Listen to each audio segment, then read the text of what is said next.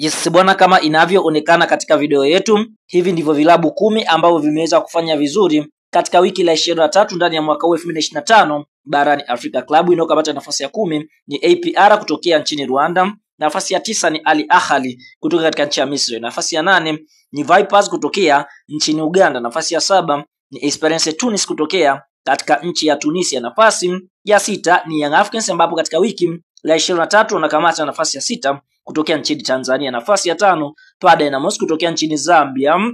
nafasi ya 4 ni Pyramids Football Club kutokea nchini Misri, nafasi ya 3 RS Berkane kutokea nchini Morocco, nafasi ya 2 ni Simba Sports Club, nafasi ya kwanza ni Mamelodi Sundowns kutokea Afrika Kusini. Kwa hivyo ndivyo vilabu ambavyo vimeweza kufanya vizuri ndani ya mwaka huu 2025 katika wiki la 23 ambapo Simba wameendelea kusalia katika nafasi ya 2, Yanga wametoka katika nafasi ya 5, kwa upande mwingine shuka mpaka nafasi ya 6.